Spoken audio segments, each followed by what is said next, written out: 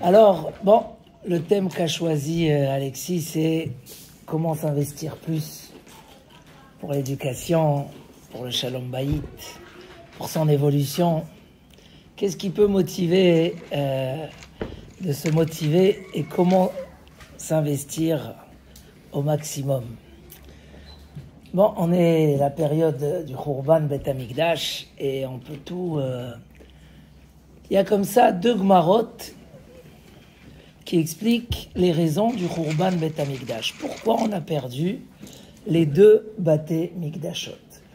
La Gemara dans Yoma qui dit Baïd Rishon mipne macharev. Pourquoi le premier temple a été détruit? Parce que il y avait là-bas les trois fautes. Avodidolâtrie, les mœurs et les meurtres. C'était très grave. Baïd Sheni, deuxième temple, Shayu oskim batora ou bamitzvot. Donc, ou bigmilut chasadim. Donc, il faisait Torah, mitzvot, mipne macharev. Pourquoi il a été détruit? Elle dit la Gemara mipne sinat chinam, à cause de la haine gratuite. Et la Gemara là-bas elle débat lesquelles fautes étaient plus graves.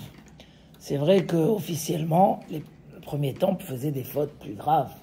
C'était pas des fautes de caractère. Mais la Gemara a dit regarde, le Beth Amikdash, le premier il a été reconstruit après 70 ans, et le deuxième, on y est encore, il n'a pas été reconstruit. Donc, les fautes du deuxième temple sont plus graves. Alors, c'est vrai que c'est de la haine gratuite. On peut parler des conséquences que la haine gratuite amène. Ça amène à des plus grandes fautes. Des fois, en faisant honte à quelqu'un, on peut aussi tuer. Donc, même si ça a l'air... Et la Gemara a dit même, le premier temple, les fautes étaient dévoilées. On savait c'est quoi le problème. Donc, ils ont réparé rapidement. Les fautes du deuxième temple, c'est des choses plus internes. La haine gratuite, les mauvais caractères, c'est pas visible. Tu vois quelqu'un qui se comporte comme un vrai tzaddik, mais il a des très mauvais caractères. Il blesse, il fâche, il parle mal, il fait... On remarque pas parce qu'il a une apparence d'un tzaddik. Donc, c'est vrai que ça s'est pas dévoilé. Et donc, les gens prennent moins la peine de faire teshuva et de s'occuper de ça. Donc, c'est sûr qu'aujourd'hui, notre rôle, c'est de s'occuper et de faire teshuva sur les midot raot, les mauvais caractères, la haine, la jalousie. Et le problème, c'est qu'il y a beaucoup de midot. Hein? Des bonnes midot et des mauvaises. Il y a l'orgueil, il y a la haine, il y a la jalousie, il y a la paresse, il y a la radinerie, il y a la méchanceté. C'est un travail qui est énorme. Comment on peut, la colère, comment on peut comme ça travailler tous ces midotes? Comment on peut, si on commence une par une, ça peut prendre des années. Et si on prend tous en même temps, c'est aussi difficile. Bon, mais ça c'est une première Gemara, on va y revenir. Voilà. Pourquoi il y a eu le Khurban Bet Amikdash? La Gemara dit essentiellement pour Sinat Chinam. La Gemara, que tout le monde connaisse dans Gittin, et on l'a écrit même, ceux qui voudront prendre les feuilles après, la Gemara dans Gittin qui raconte cette histoire de Kamtsa et Bar Kamtsa. On connaît tous l'histoire, on peut la rappeler rapidement. Tout simplement, il fait un repas. Aujourd'hui, même quand on commande des sushis, ça coûte quand même cher. Mais là-bas, c'était un vrai repas traiteur. Et on lui invite son ennemi, Bar Kamtsa. Donc lui, il dit à son ennemi, écoute, ne me gâche pas ton repas, mon repas. S'il te plaît, sors. Et l'autre, il négocie, il veut pas qu'on lui fasse honte. Je paye ma part. Il dit non, je paye la moitié du traiteur. S'il a payé 10 000 euros, l'autre, il lui paye 5 000 euros. Ça. Non, je paye tout le traiteur. Non, magnifique. Hein? Un ennemi comme ça dans une soirée, c'est pas mal. Il dit non, il a pris, il a fait sortir dehors. Les Chachamim n'ont rien dit. Et Bar Kamtsa s'est mis en colère, il est parti chez le roi. Et il a fait toute la ruse du sacrifice. Il a dit au roi, les Juifs se sont révoltés contre toi. Ah bon, prouve-moi. Il dit, donne-moi un sacrifice, je vais le ramener. Et on verra s'ils vont le sacrifier ou pas. Il a fait un petit défaut dans l'œil ou dans ou dans la bouche, que chez les Goïm, c'est pas un défaut, chez nous c'est un défaut. Donc, il a fait Matil Mumba Kodashim. Il a mis un défaut dans les Kodashim, c'est très grave. C'est quand même un korban, même si ça vient de la part d'un goy. Et à cause de ça, il a pu prouver qu'ils se sont révoltés et il a entraîné la destruction du temple. Au début, il a envoyé Néran. Après, il a envoyé, vous avez ici toute l'histoire. Après, il a envoyé Aspasien. Et après, il a envoyé Titus, le plus grand des Réchaïm, qui a détruit le Beth Amikdash. Ribono shel Olam, comme on dit. Ce bar comme ça, il est pas sympa du tout. Ok, on lui a fait honte en public. Ok, il veut se venger. Mais il y a des limites, combien on se venge, non? Même un homme qui est de mauvais caractère. Alors le pauvre, on lui a fait honte. C'est vrai, il a eu Boucha Barabim, la honte en public. Il dit Rabbi Elazar, Bohur-e, la Gemara là-bas est conclue en disant Bohur-e, viens voir, Kama Gadol Kocha Shel Boucha. Combien la honte, c'est grave. La preuve que Dieu a aidé Bar Kamsa. Parce que, ok, il aurait pu vouloir. Et il a détruit le Beth Amikdash. Donc, le copain de Kamsa, celui qui a fait le repas, il a fait un grand péché de haine gratuite, de méprise de l'autre. Donc oui, il a tué quelqu'un, on dit que lui faire honte, c'est plus que le tuer. Donc c'est vrai qu'ils avaient des problèmes de midot, mais les midot, ça amène des fois à des choses qui sont pires encore. Donc, mais aussi Bar Kamsa, qu'est-ce qui lui arrive? De mettre tout le peuple d'Israël en péril parce qu'on lui a fait honte, quand même, c'est exagéré. Je sais pas, même s'Israël allait lui brûler sa maison, c'est très grave, mais pas mettre tout le... Et il a ça, c'est pas en un jour un coup de nervosité. Il est parti, il a fait le voyage, il est parti chez le roi, Mistama le temps qu'il rentre, et faire un défaut dans les corbanotes, il s'est mis en danger. À un moment, les Chachamim voulaient le tuer, parce qu'ils ont dit, il va aller chez le roi. Et Rabbi Zecharia leur a dit, ils vont dire qu'on tue quelqu'un qui amène un sacrifice parce qu'il a fait un défaut. Mais sinon, il était Chayav Mita, il voulait le tuer parce qu'il mettait le peuple d'Israël en danger. Qu'est-ce qu'il a, ce bar comme ça? Jusqu'à où on peut aller? Mais en tout cas, c'était l'ambiance à l'époque du deuxième Beth Amikdash. Et du coup, ça a amené la destruction du Beth Amikdash.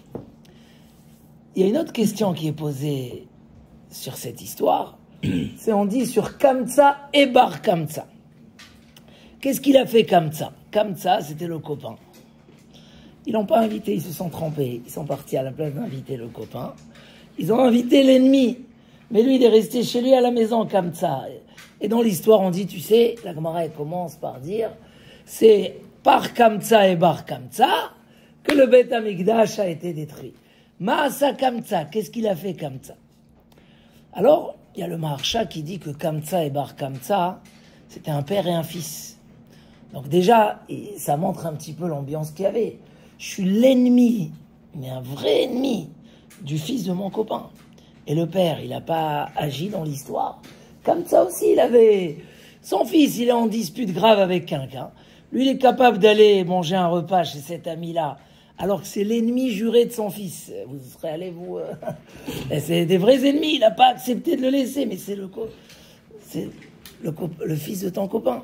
Donc, ça veut dire que l'ambiance, elle était très négative au niveau des midot dans cette période. Il y a qui disent que Kamsa, ça vient du mot Kamtsan. Kamtsan, c'est quoi en hébreu, Kamtsan? Avar, radin. Donc, c'était des gens...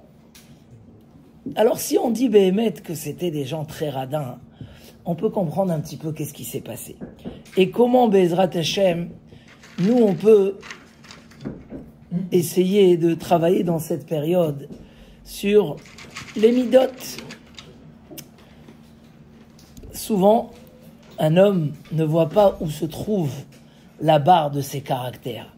Peut-être qu'avec le travail, il court. En vacances, souvent, c'est un moment où l'homme il peut s'énerver, il peut se disputer, il peut se fâcher avec ses enfants, parce qu'en vacances, il y a du temps.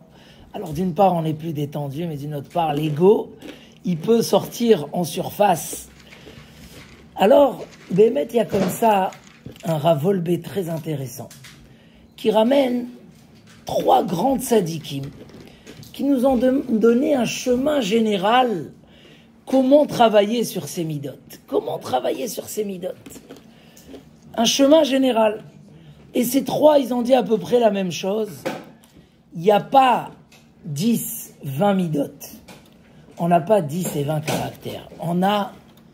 Tous les caractères tiennent sur un mauvais caractère et un bon caractère. Si on attrape le centre des choses, alors on peut tout réparer. Comme ça, il ramène 3 avis. On verra si on a le temps parce qu'on n'a pas toute la soirée. Mais il ramène le Rav Dessler, le Rav Israël Salanter et le Chazon Ish. Chacun, il a donné comme ça un chemin. Et avant de donner les chemins qu'ils ont donnés, on va commencer par amener d'abord celui du Rav Dessler qui est le plus connu. Rav Dessler, il dit tous les midot raot dépendent d'une seule chose et tous les midot d'une autre. Ce qu'il appelle dans le Kuntres HaChesed, il appelle Netina et Netila. Est-ce qu'on aime donner ou on aime prendre? Il dit Rav Dessler, tous les guerres qu'il y a au monde, ça vient parce que les gens ils veulent prendre. Tu peux avoir un pays qui est le plus grand au monde, mais il y a quelques petits territoires, alors tu fais la guerre pendant 2 ans, et tu tues, et tu veux pas faire là parce que tu veux prendre. Ils en parlent aujourd'hui, en 2005, ils ont donné Gaza. Nous, ça a aidé quelque chose ou pas? Au final, ils veulent tout Israël, ils veulent pas que Gaza. Donc en fait, tous les guerres au monde, on peut pas les calmer tant qu'un homme, il est dans cette attitude. L'ego, c'est quelque chose de très très grave. C'est celui qui entraîne les disputes dans le couple. Chez beaucoup de couples, chez ceux qui ne se sont pas encore réveillés, birlal, les disputes, c'est pourquoi elle ne fait pas le petit dîner le soir, et pourquoi elle t'a pas bien repassé ta chemise. Ça, je parle chez les extrêmes, chez ceux qui n'ont pas encore assez d'expérience. Mais après, ça devient plus fin. Mais quand un homme, il est exigeant, et il demande tout le temps, ça peut que disputer. Il est prioritaire, c'est lui avant, et gamin, nous, c'est pas possible. Je parlais avec quelqu'un qui a eu des graves problèmes, même pire que des problèmes.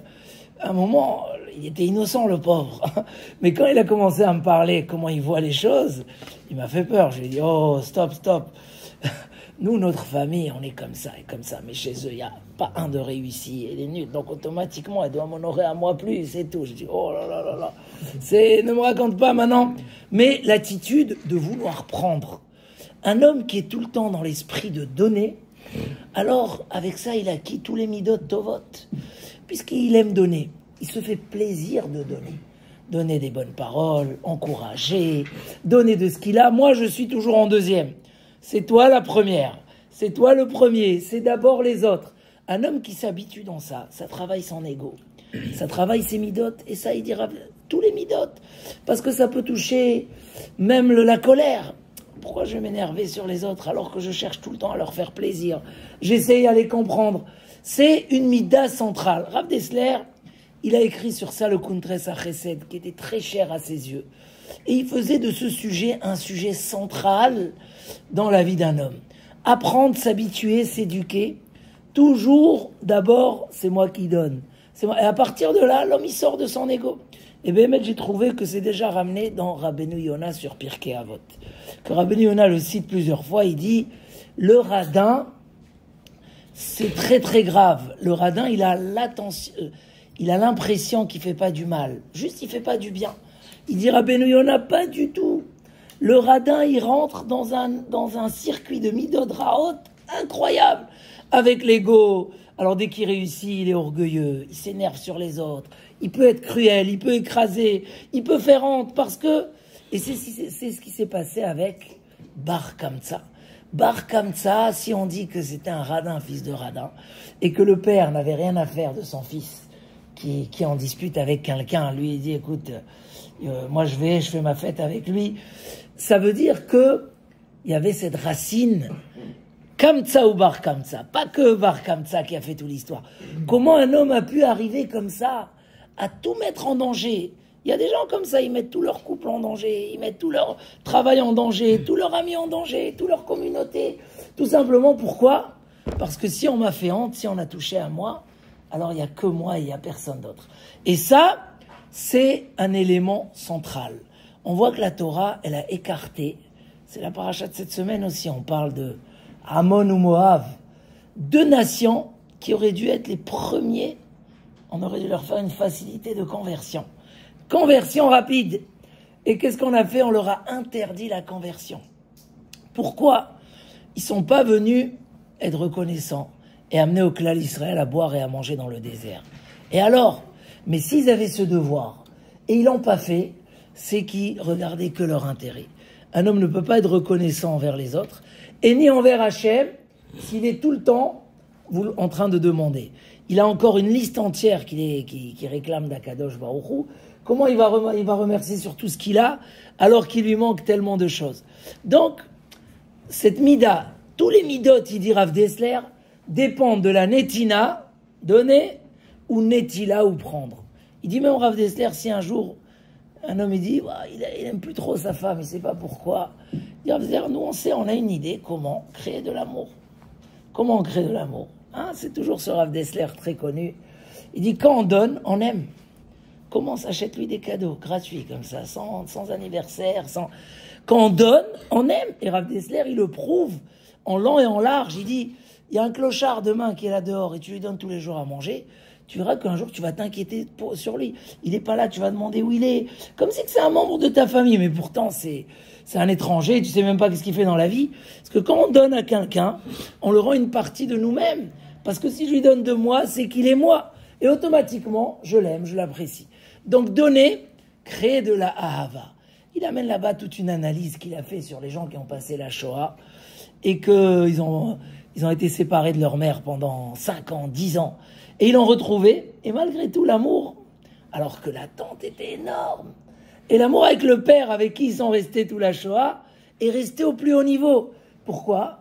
Parce que vu que le père a tellement donné, la mère, il y a eu une coupure dans cette netina. Combien qu'on donne plus, on aime plus.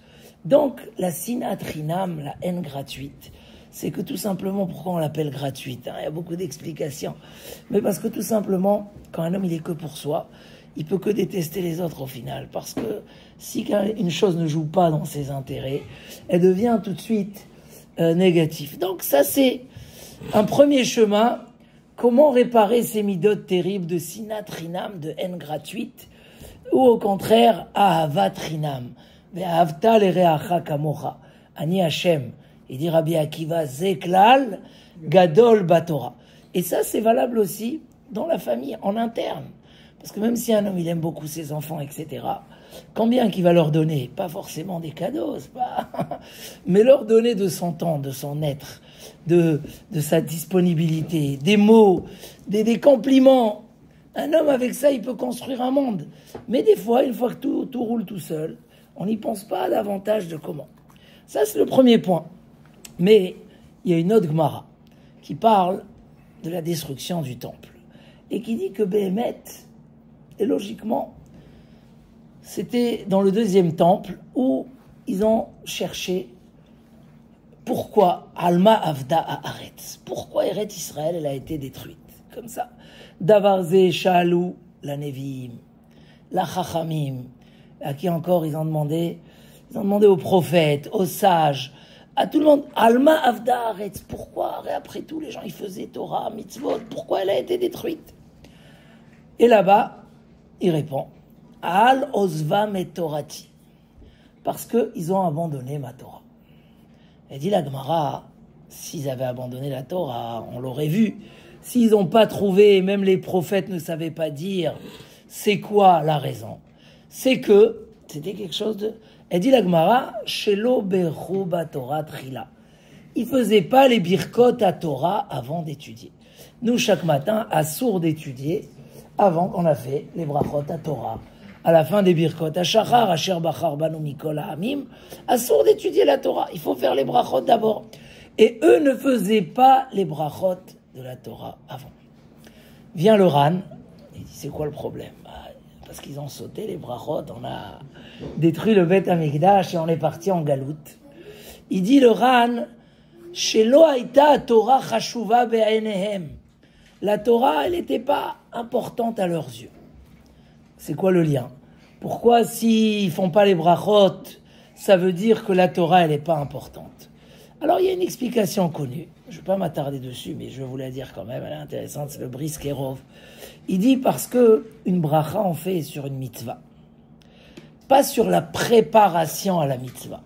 Quand tu construis la souka, tu fais pas de bracha. Tu fais la bracha quand tu t'assois dans la souka. Donc, l'étude de la Torah, c'est quoi? C'est une préparation à la mitzvah ou c'est la mitzvah elle-même? Si je considère que j'étudie juste pour connaître les halachot, savoir pratiquer, alors ça s'appelle un moyen. Si c'est un moyen, je ne fais pas les birkot à Torah. Mais si on sait que la vérité, c'est que la connaissance de la Torah, c'est une mitzvah à part entière. Et c'est presque la plus grande mitzvah du clan Israël. Chaque juif, il a une mitzvah de Yediat Torah. Chaque juif doit connaître la Torah, Yediat Torah. Et il y a des gens qui s'assoient du matin au soir et ils étudient alors qu'ils connaissent tous les Ilchot Shabbat, tous les Ilchot Nida, tout. Pourquoi? Va au Bnei Brak, au Kolel Chazonish. Il y a des gens qui sont assis là-bas, ça fait 50 ans, ils étudient. Combien? Parce que chaque juif a cette mitzvah, comme ça dit le Rambam, de Veshinantam Lebanecha. Chez Yudivre Torah Shnunim Betor Picha. Un homme, il doit connaître.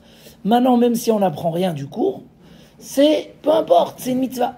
Et eux, le fait qu'ils n'ont pas fait les brachot de la Torah, ils montraient que la Torah, elle n'est pas importante avec eux. C'est que un livre de règles, un livre de halachot.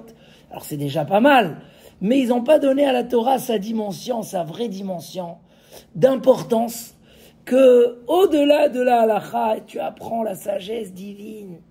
Tu apprends la chokhma et la kit, tu comprends le secret d'Hachem. Et après, bien sûr, dans ta vie, ça te sert à... Mais c'est un but en soi.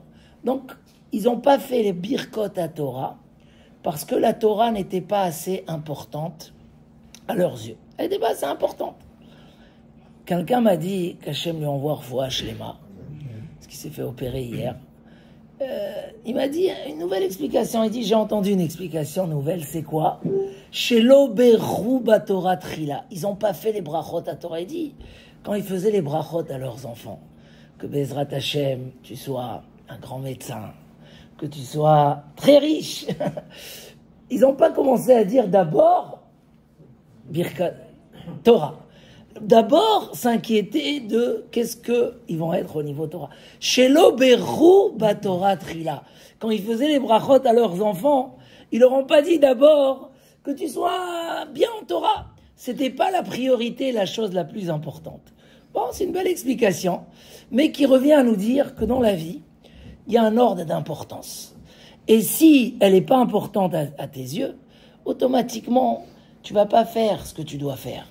Et même, tu vas pas donner à tes enfants ce rêve prioritaire d'abord, la pratique des mitzvot, la kdusha. D'abord, pour toi, ça va être le plus important qui réussissent dans le matériel.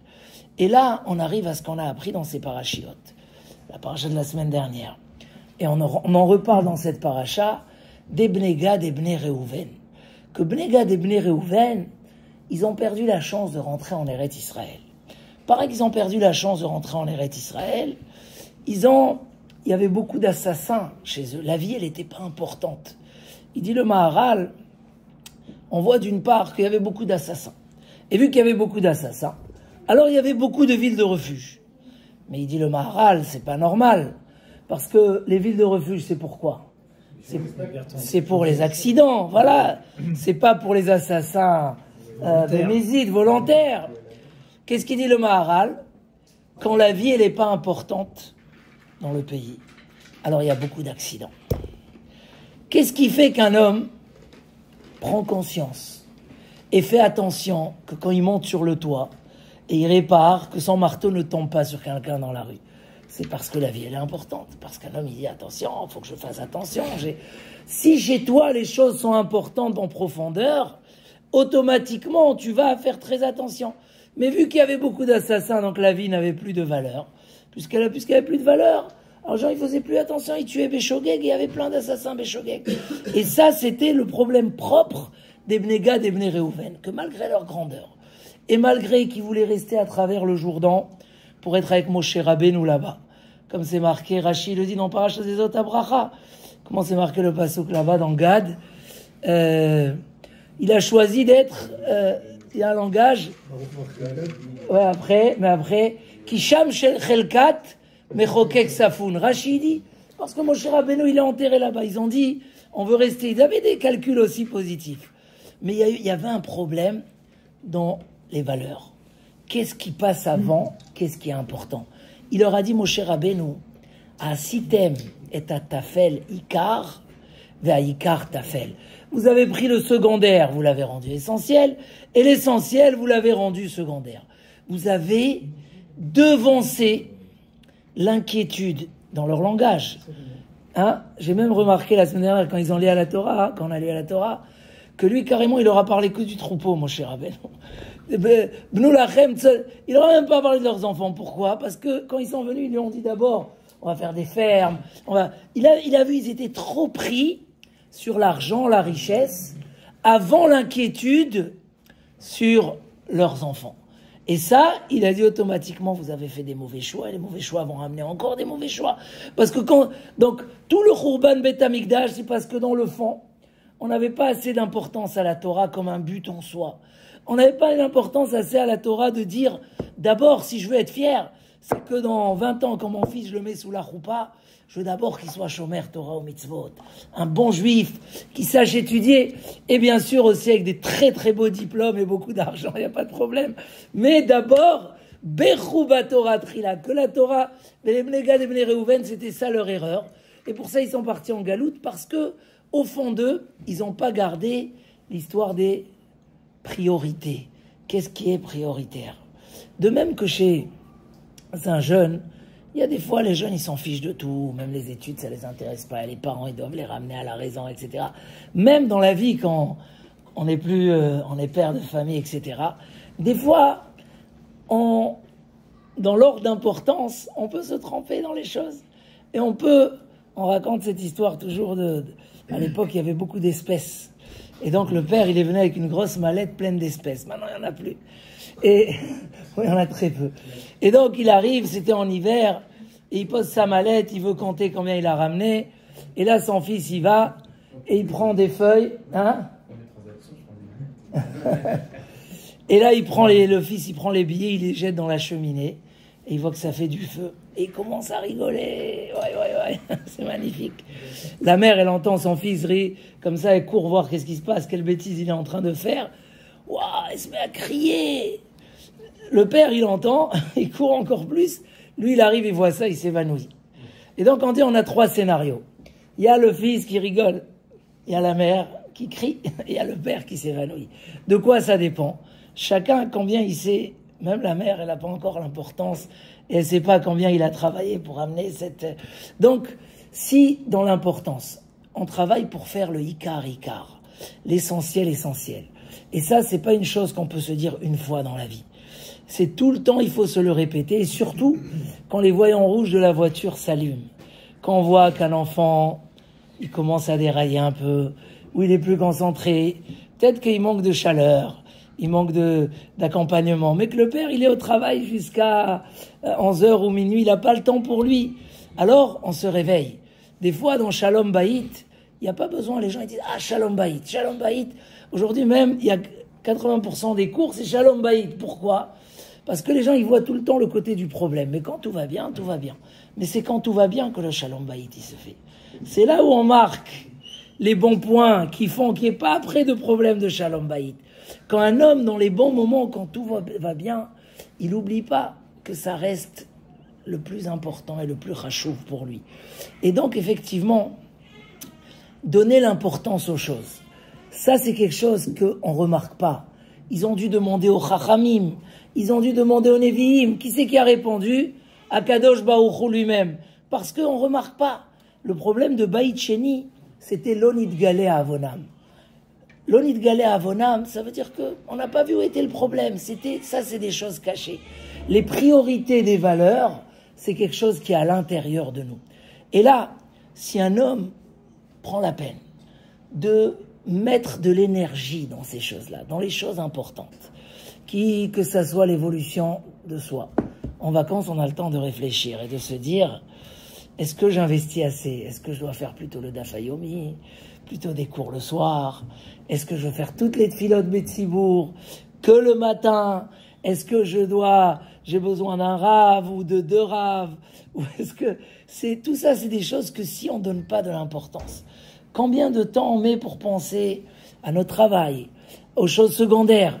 Il dit le Ramchal dans Derech Etz Chaim, si tu veux un conseil qui a des fruits énormes dans notre vie, il est très facile, piriorav, c'est de prendre le temps pour réfléchir à son programme, à ses priorités. Qu'est-ce qui est plus important? Qu'est-ce qui est plus important? Et là, le Limoud HaTorah, il a une importance extrême. Shalom Bayit, la même chose.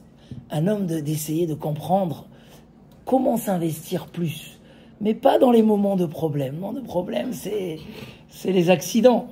Il faut, pour pas qu'il y ait d'accidents, c'est ce qu'on a appris dans le Maharal, pour pas qu'il y ait d'accidents, pour pas que les tensions montent trop haut et qui peuvent dépasser, aujourd'hui il y a des lignes rouges qui se dépassent pas. Dans une maison, on parle pas, le mot divorce, il faut pas le prononcer, le mot je vais partir, mais malheureusement si on est trop proche de la frontière, ça se prononce. Donc comment on s'éloigne et on met des barres de sécurité? C'est de calculer combien d'importance je donne. Beaucoup des reproches que les femmes font au mari, c'est sur ça. Il est au travail, il répond pas, il n'est pas là. Alors une femme, elle n'a pas toujours besoin qu'on vienne lui réparer ce qui s'est cassé ou etc. en plein milieu de l'après-midi. Mais elle a besoin d'une oreille qui l'écoute. Elle a besoin de sentir qu'elle n'est pas seule. Une femme, elle peut faire énormément de choses. On dit beaucoup plus qu'un homme. Un homme, il est limité dans ce qu'il fait. Il fait une, deux choses en même temps. Elle peut faire 10 choses en même temps. Mais le défaut, c'est qu'elle a besoin de se sentir accompagnée. Besoin de sentir que tu es là. Que quand elle t'appelle, tu dis « Oh, tu me déranges en plein travail !» Non, je t'écoute. Qu'est-ce qu'il y a? Voilà. Il n'y a pas de problème. Des solutions. Ahavat Trinam. C'est quand qu'un homme, il pense à amener des cadeaux ou dire des gentils mots. Dans les moments où... anniversaire, ou des occasions, ou quand ça va pas. Non. Un homme, il construit...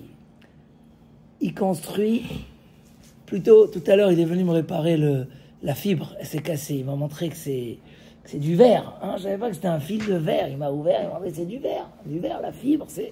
Donc il m'a dit, si tu tords, il faut que ça soit bien. Mais c'est très délicat. Mais si tu fais pas attention, etc., alors ça se casse. Et après, pour le réparer, vas-y, attendre. C'est pas la peine d'attendre que ça se casse. C'est une question d'attention. Combien dans les moments libres, disponibles, des fois un homme il dit, bon, qui j'appelle maintenant? Je suis dans la voiture, j'ai 1 heure. Alors, bon, sa femme, il n'a pas besoin de l'appeler, il va appeler les rendez-vous. Mais peut-être, oui, rien pour savoir comment ça va et dire bonjour. Tu vas dire, mais à quoi ça sert? Non, si tu sais que ça va rajouter des points, de la sécurité, de l'amour, alors, il faut s'investir. Les enfants, c'est la même chose. Les enfants, ça demande, voilà. Des fois, il y a des gens qui sont plus patients, il y a qui sont moins patients. Mais souvent, c'est pas la peine d'attendre les problèmes. Quand tout va bien, c'est là où il faut investir. Et moi, toujours, j'ai quelqu'un qui me dit, ah là là, j'aurais dû passer plus de temps avec mes enfants. Ils sont grands maintenant, il dit, c'est trop tard maintenant. Je dis, mais tu as passé du temps avec tes enfants. C'est quelqu'un que je connais, il est à la maison. Il dit, non, j'aurais dû quand même plus. Jusqu'aujourd'hui, je ne comprends pas qu'est-ce qu'il veut dire. Mais il ressent que quelque part, si on passe du temps, si on révise avec eux, si on apprend, le secret de comment s'investir, c'est de ne pas attendre les alertes. Une voiture, il y a des gens, ils attendent la dernière minute. Tant qu'il n'y a pas le rouge, le vert, le machin, etc., oui, mais des fois, malheureusement, après, ça se rattrape pas, ou au moins, ça a abîmé la voiture, tu as juste rattrapé. Mais il y a celui que, tout simplement, il fait les choses à temps. Alors, sur la voiture, je sais que nous, on n'a pas trop patience, on attend un peu la dernière minute. Mais, dans le chinour, dans l'éducation, faut pas attendre la dernière minute. Il faut s'investir. Et c'est quoi la chose qui peut nous motiver? Surtout ces 3 points-là qu'on est en train de parler. Nous, le couple et les enfants. C'est les 3 choses qui entourent la personne, qui l'aident à grandir. Qu'est-ce qui peut motiver une personne, justement? Il y a comme ça la Mishnah dans Pirkei Avot, elle dit Heve mechashev hefsed mitzvah keneged tzchara. Quand tu perds une mitzvah, ou quand chas v'shalom, tu fais une avera, essaye de réfléchir. Qu'est-ce que tu perds si tu ne fais pas la mitzvah, ou si tu fais contre la mitzvah? Ça veut dire qu'il y a toujours un calcul comme ça qu'un homme peut faire, d'essayer de voir qu'est-ce que je perds? Les années passent, le temps passe, et un homme n'a pas intérêt un jour à regretter. Et à dire, ah j'aurais pu, voilà, des fois en quelques années on peut finir le chasse. Mais si on se dit, est-ce que j'ai le temps ou j'ai pas le temps, alors on le fait pas. Si un homme, il pense pas à la tfila Betsibourg, alors il peut se réveiller à la faire que des années après. Mais un homme doit savoir, il peut pas se contenter de ce qu'il est. Un homme n'est pas parfait de base. Un homme, il est loin d'être parfait. Le Ramchal, il dit à Kadosh Baruch Hu, il a créé l'homme. Chasser, c'est quoi chasser? Manquant.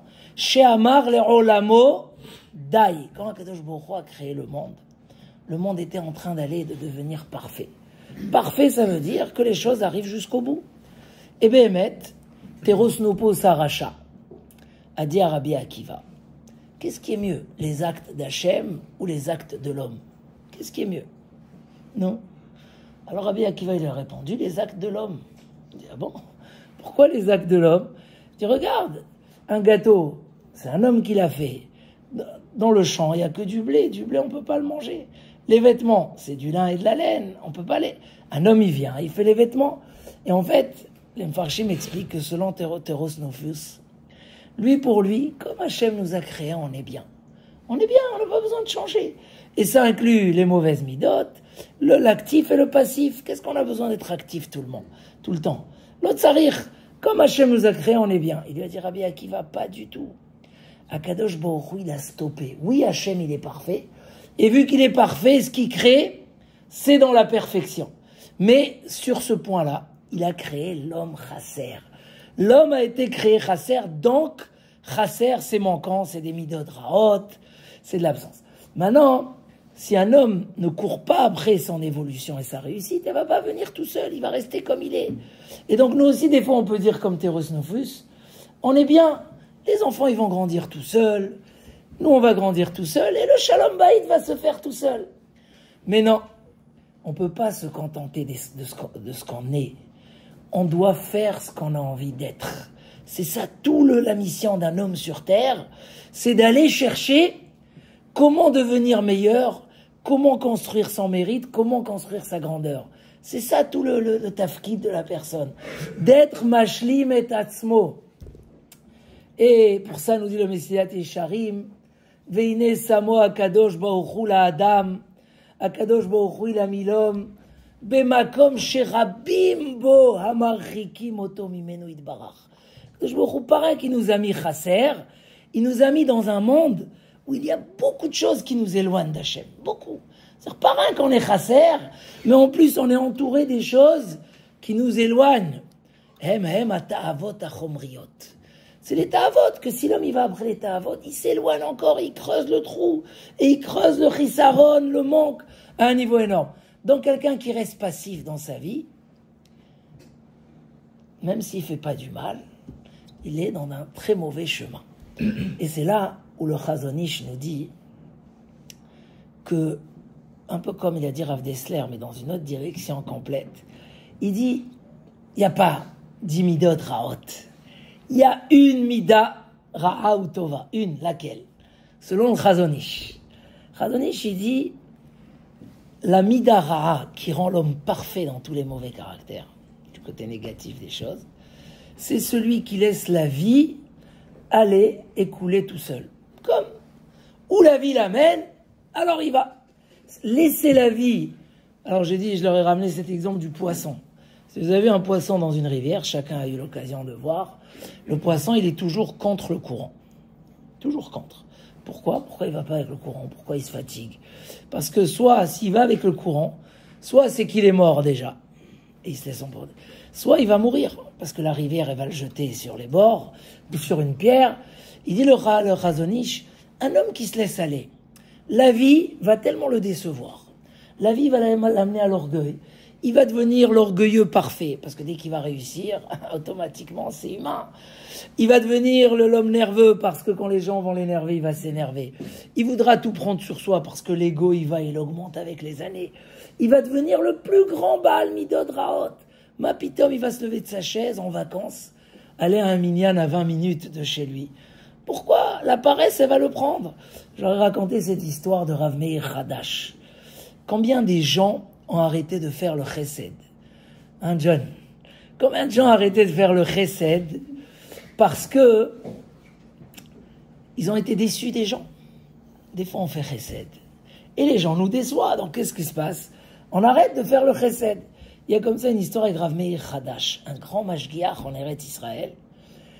Il raconte que quand il se sauvait de la Première Guerre mondiale, il se sauvait des Allemands, donc tout la yeshiva, il est allé dans une petite ville où c'était calme, c'était pas encore dans le front. Et à un moment, on leur a dit, sachez, les Allemands, ils arrivent. Donc tout le monde se sont organisés, il y a eu des charrettes comme ça dans la place de la ville, et tout le monde a commencé à se sauver. Et là, lui, il arrive avec son copain, et quand ils arrivent, son copain, il dit, ouais, excuse-moi, j'ai oublié mes papiers dans la chambre. Attends-moi, s'il te plaît, ne va pas. Bon, il dit, écoute, fais vite, parce qu'il n'y aura plus de charrette, les gens, ils se sauvent. Et son copain, le temps qu'il part, et machin, il n'y avait plus de charrette. Mamache. Mais il voit son ami courir, et puis il y a une charrette qui arrive. Et son copain, il dit, je peux monter? Il dit, il reste une place. Le copain, il est monté sur la charrette, et il lui a dit, excuse-moi, je suis obligé de me sauver, au revoir. C'est-à-dire que lui, il est resté pendant 1h30 en train de l'attendre, etc. Et d'un coup, qu'est-ce qui se passe? Son copain, il s'en va comme ça. Il a dit, à un moment, j'ai eu une colère. Mais après, j'ai dit non. Moi, pourquoi j'ai fait ça? Pourquoi je l'ai attendu? Il y a un danger. Parce qu'un homme, il doit travailler pour être un grand homme. Il faut être un grand homme, pas un que le mérite, mais la grandeur. Alors, c'est pas pour lui. Si lui, il n'est pas honnête, c'est pas grave. Je continuerai à faire du chesed toute ma vie. Mais en général, dans une histoire comme ça, un homme, qu'est-ce qu'il dit? Gamarnou, c'est plus la peine. Les cousins, les beaux-frères, les machins. Un homme, il arrête. Et il dit que toute sa vie, ce moment-là, l'a réconforté toute sa vie. Chaque fois que il disait, mais j'ai fait le chesed le plus dur au monde. Et j'ai décidé que je ne l'ai pas fait pour lui ou pour qui que ce soit. Je l'ai fait pour être un grand homme. Mais si un homme, il dit, il se laisse aller dans la course de la vie, alors, chas v'shalom, l'homme, il va devenir... Et s'il aura des épreuves, il va fauter. Et si on voit des gens que malheureusement, ils passent des épreuves difficiles dans la vie, ils étaient chômeurs Torah au mitzvot à 100%, et voilà qu'ils ouvrent des... Non, sur ça, ils font des péchés tous les jours. Oui, mais tu es chômeur Shabbat et tout. Qu'est-ce que je peux faire? L'homme, c'est l'homme, etc. Donc, il dit, mais si un homme, il prend la vie en main, il se laisse pas dans le courant, et il veut que ce qui est bien. Il dit en général, quand un homme, il cherche le tov, il est jamais rassasié. Il veut toujours encore plus. Un homme qui est shoef les tov, lui, c'est l'homme qui va réparer tous les midot. Parce que lui, au contraire, dès qu'il va se sentir orgueilleux, il va aller étudier du moussard sur la Gahava. Et dès qu'il va sentir qu'il a des mauvaises pensées, qu'est-ce qu'il dit le Rambam? Comment on enlève les mauvaises pensées? En étudiant la Torah. La Torah, ça nettoie la tête à un niveau. Et dès qu'il sent qu'il a besoin d'un chizouk, il va aller. Donc quelqu'un qui prend l'avion en main et qui est shoef les tov, c'est ça l'homme qui arrive à destination. Et ça, c'est le yesod dans toutes nos responsabilités dans la vie. Ne pas rester sur ses lauriers et dire tant que tout va bien, ça va. Chercher à être meilleur, chercher à rendre meilleur, et ça, c'est là l'investissement sur les enfants. C'est là l'investissement dans son shalom bayit. J'étais à une bar mitzvah comme ça, en face du kotel. Ça fait plus de 10 ans. Très belle bar mitzvah, mamash.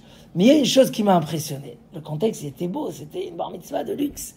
Mais il y a une chose qui m'a impressionné dans cette bar mitzvah. Et j'ai pris ça comme un exemple, mais après chacun va l'utiliser. Le bar mitzvah, il a fait Siyum Hachas de Mishnayot.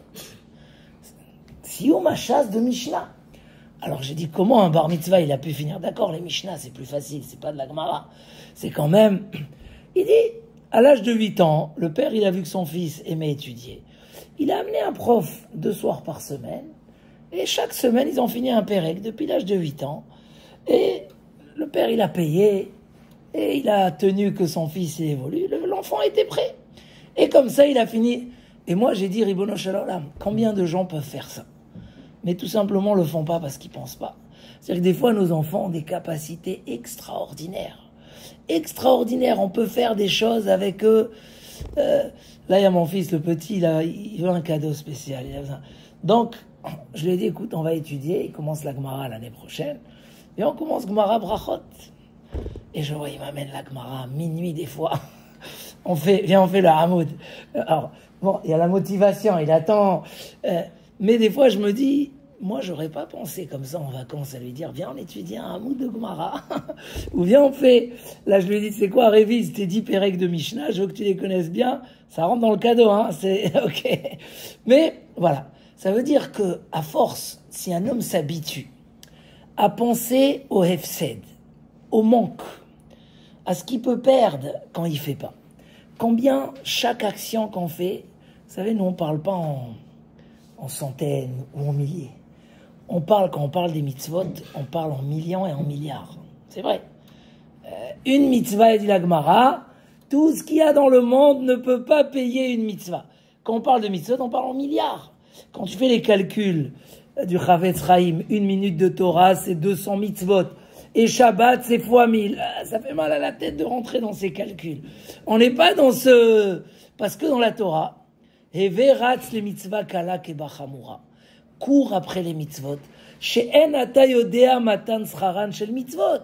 Tu sais pas combien les mitzvot il y a. Si tu fais des calculs, ils ont dit au Chazon Ish un jour, je donne une mitzvah de filin, et Hachem il envoie la parnassa à tout le clan Israël. C'est une bonne affaire. Toi, tu serais prêt à donner une mitzvah de filin? Tu es prêt, tu vois. Donc, il y a un monsieur qui est parti comme ça chez Chavetz Chaim. Il lui a dit, je donne. Il lui a dit, c'est exactement comme un enfant qui a gagné au loto. Très grosse somme d'argent. Et il dit à son père, une chose fais-moi plaisir, je prends tous les bonbons qu'il y a dans tous les magasins de la ville pour les amener à mes copains. Il dit, écoute, cet argent-là, je sais que tu vas faire avec quand tu vas être grand. Tu l'auras besoin. Non, il va pas le laisser. C'est clair et net. Un père ne va pas laisser. Là, tu peux acheter 2 paquets de bonbons. Mais il dit la même chose. Donner une mitzvah de filin pour la parnassa de tout le clan Israël, c'est donner des bonbons. En ketz, il dira Ben Yona. En ketz le matan scharan shel mitzvot. On peut pas avoir mitzvah kala, schara gadol ve'afle.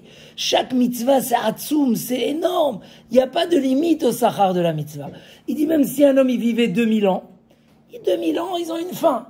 Mais le Olam Haba n'a pas de fin, il dira Ben Yona.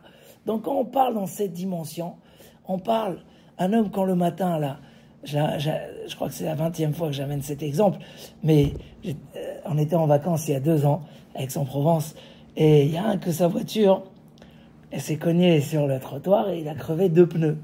Maintenant, il n'y a pas Uber là-bas dans les... Qu'est-ce que je vais faire? Je vais rater la tefila. Maintenant, il était à une demi-heure. Il venait tous les matins et tous les soirs. Mais c'est normal pour quelqu'un qui est macpite sur la tefila et qui connaît qu'on parle en millions. Pour un rendez-vous de millions, bien sûr qu'on va. Bon, tellement il savait pas quoi faire, il voulait pas rater la tefila, il est parti la taper chez le voisin, un goy. Écoute, moi je vais à la synagogue, ma voiture regarde les 2 pneus, est-ce que tu peux me prêter ta voiture? Et il est arrivé au Bet HaKnesset, il nous a dit, vous savez comment je suis venu? Le goy m'a prêté la voiture. Mais le plus, c'est qu'il lui a prêté la voiture pendant 2 jours. C'est-à-dire, chaque fois, il disait, il n'y a pas de problème, venez me voir. Comment? J'ai dit, comment tu oses? Allez demander. Mais pour quelqu'un que c'est tellement rachouv, c'est ce qu'on a dit au début de ce shiur. Donner la vraie importance. Et la vraie importance, hier, quelqu'un il m'a demandé au shiur lundi soir, il m'a dit, moi, je prie bien Bekavana seul. Il dit, ben, mais je fais 1h10 de tefila tout seul à la maison. Est-ce que c'est mieux que j'aille à la synagogue? Là-bas, ils vont vite, etc. Je lui ai dit, c'est bien que tu pries Bekavana, kol hakavod, mais au Bet HaKnesset, tu as le Bet HaKnesset, tu as le Tzibour, tu as tous les Amen. 50 Amen fois 365 jours. Nous, comment on fait? Expert comptable. Hein? Je lui ai dit, bon, va dans un coin, fais, tu veux le calme, trouve un coin au Bet HaKnesset. Tu n'es pas obligé d'être avec eux sur toute la tefila, parce que Tov me'ad bekavana, me'arbe shelo bekavana. Mais tu fais. Alors, il y a ces 2 points, si on peut retenir de ce shiur, parce que je ne veux pas être trop lent aussi. Le premier point, c'est que pour faire les choses correctement, et pour s'investir, il faut d'abord donner l'importance aux choses. Il faut travailler là-dessus. Dès que l'importance, elle est en nous, les conséquences sont naturelles. La première question qu'on demande à l'homme après 120 ans, Kavata itim la Torah, est-ce que tu as fixé du temps à la Torah? Il demande Rav Shach. Mais ailleurs, c'est marqué d'autres choses. Est-ce que tu étais né, tu as travaillé correctement? Il dit, puisqu'on veut pas qu'un homme, il il donne des excuses, on lui dit est-ce que tu as étudié? Parce que si tu as étudié, tu ne ferais pas les erreurs par derrière. Si les choses sont importantes, tu ne vas pas d'abord l'importance. Chez l'Oberou, le Khurban Bet Hamikdash, pourquoi ils n'ont pas réparé les midotes? Parce que c'était pas important à leurs yeux. Quand c'est important, alors on fait les choses bien. Tout le temps se dire, j'ai un rôle, chaque enfant c'est un monde. Mon Shalom Bayit, c'est Kodesh Kodashim. Yudke, Shrina.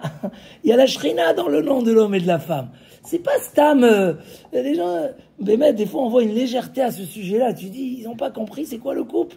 C'est d'abord que la Chashivut. Et si on n'a pas la Chashivut, l'importance, ben, il faut aller se renseigner. Parce que si demain tu as une belle montre, on te dit elle coûte cher, tu as envie de la revendre, tu vas te renseigner avant d'aller la revendre. D'abord, travailler sur l'importance. Et c'est vrai que le Limouda Torah, naturellement, nous donne la valeur des choses. Vous savez combien de gens ont témoigné dans leur expérience que étudier fait un bon Shalom Bayit. Mamash, clair, Ma'akesher, parce que j'étudie la Torah, alors je suis... Parce que quand tu vas étudier, ça remet les idées au clair, ça remet les valeurs au clair. Ah, le kavod, et qui a raison, je t'en prie, est-ce que c'est ça le but de la vie? Et automatiquement, ça crée. Donc d'abord, Berou Batorah Trila, que la Torah soit la chose la plus importante. Deuxièmement, ne pas être passif dans ce qu'on fait dans notre vie. On a de choses trop importantes pour rester passif. Si on reste passif, Razvé Shalom, tellement de choses dans le travail, quand il y a une opportunité qui vient. Si tu fermes les yeux, tu vas rester toujours petit, c'est normal. Mais celui qui veut les grandeurs, il est obligé de saisir les opportunités, d'aller les chercher, d'être actif. Et être actif, c'est pas attendre les problèmes pour chercher des solutions. C'est avant investir. Moi, je crois, Béhémet, par exemple, vous allez voir, les vacances, c'est des moments où l'homme il a besoin de se reposer. Mais souvent, malheureusement, ça tourne très vite. Ça tourne très vite, la nervosité, les machins. Qu'un homme fasse à Avatrinam. C'est quoi Avatrinam? L'amour gratuit. Pourquoi tu m'as appelé? Je voulais juste avoir de tes nouvelles. Non? Il a fait alors. Pourquoi tu as amené ce cadeau? Juste, je voulais te remercier. Pourquoi tu me donnes ces compliments? Tu attends quelque chose? Non, Chinam. Chinam, quand on donne du Chinam, vous savez, ce qui est toujours, j'amène le nom de Rav Simcha Kouk, parce que beaucoup de fois ils m'ont dit, pourquoi les femmes elles disent pas merci? La main. Vous avez eu aussi une fois cette question? Souvent les gens ils disent, pourquoi les femmes elles disent pas merci? Mais tu achètes une belle voiture et tout. Non, elle dit pas merci. Il dit, c'est très simple, parce qu'une femme elle travaille beaucoup avec les sentiments. Et vu qu'elle travaille avec les sentiments, si elle te dit merci, c'est comme si tu es un étranger. C'est-à-dire pour elle, c'est naturel, c'est nos enfants, notre maison. C'est la voiture pour... Mais il dit, quand tu lui amènes quelque chose qui ne rentre pas dans le circuit normal, là, tu verras, elle va plus te dire merci pour une tablette de chocolat de Dubaï ou un bouquet de fleurs sans aucune occasion pourquoi tu lui as amené. Elle va te dire 1000 fois merci. Parce que ça rentre pas dans le circuit, on est des étrangers. Au contraire, à Vatrinam, que ça soit gratuit, c'est ça le tikkun. Mais pour arriver à ça, faut être un homme qui reste pas passif, comme il a dit le Chazon Ish. Si tu laisses la vie couler, alors c'est les problèmes qui te réveillent et qui te rappellent où tu es. Mais si c'est toi qui prends la vie, tu vas face à la rivière. Et ça, c'est le remède de Yetzerara, c'est le remède à toutes les épreuves de la vie. Allez chercher. Si j'ai des valeurs, je vais vers les valeurs. Donc automatiquement, même pour les enfants, se dire c'est chaval. Ils vont grandir. Ils seront plus à l'âge de 10 ans. Ils seront plus à l'âge... Ça sera plus la même chose. Tu auras une autre éducation. Mais celle-là, gamarnou, tu vas la rater. Donc tu peux pas rater des opportunités comme ça. Hefsed mitzvah keneged tzrara. Réalise que si tu perds quelque chose, c'est énorme ce que tu perds. Parce qu'après, tu n'auras plus l'occasion de le faire. Et donc, oui, il faut se motiver. Comme il a dit le Chazon Ish, prendre les choses en main. Prendre les choses pour les faire. Et Rav Dessler nous a dit, tu veux être metaken les midot, ça suffit pas que tu sois ni radin ni généreux. Tu es obligé d'être généreux. Il faut que tu donnes. Il faut que tu sois actif dans ton chesed. Quand tu es actif, alors automatiquement, tu sors de ton ego et tu apprends à aimer et tu aimes. Alors, Bezrat Hashem, voilà, on a une belle période où on peut vraiment s'investir. On n'a pas les empêchements du travail, mais toujours chercher, on peut apprendre Des enfants, ils sont ouverts à apprendre à un niveau extraordinaire. Et si on leur donne pas ça à l'âge, au bon âge, alors après c'est trop tard. Et savoir que oui, un homme qui reste comme il est pas parfait. Et si il s'investit, alors cette perfection va et augmente et augmente. Il est dans cet élan de l'augmentation. Alors en tout cas, pour finir avec la période du Khurban Bet Hamikdash, l'onit gala avonam, les choses qu'on ne réalise pas. Les choses où on fait rien de mal. J'ai rien fait de mal. Ça suffit pas de rien faire de mal. Je termine, je me rappelle de cette histoire. Oh là, il y a longtemps que je l'ai entendue, mais je termine avec ça. Un jour, un rave, sa Keïla, c'était un bon Hachem. Je vois ici à Montrouge, tout le monde sont très actifs, les tfilotes. Mais il y a des endroits, tu fais bouger les gens, ils bougent pas, ils veulent pas.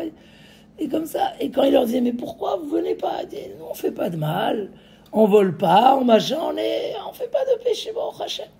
Alors un jour, il a décidé qu'il est obligé de les réveiller. Qu'est-ce qu'il a fait? Il a pris un mouton mort, il l'a entouré d'un talit pas cachère, et il a commencé à crier dans les rues de la ville, un tzaddik et niftar, un tzaddik, venez faire une mitzvah et tout. Et tout le monde qui sort et qui vont, machin, jusqu'au Bet Akvarot, et il pleure, et c'est un tzaddik. Il n'a jamais fait du mal dans sa vie, il n'a jamais fait... Quand ils arrivent, il leur fait sortir. Ils se sont mis en colère. Il leur a dit, mais j'ai pas menti. Bémet, ce mouton, c'est un tzaddik gamour. Il n'a rien fait de sa vie. Mais il n'a rien fait.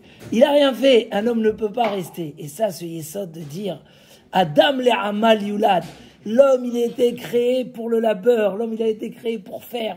L'homme, il a été créé pour grandir. Et donc, s'il investit dans tout ce qu'il fait, bevadaï que les fruits sont extraordinaires.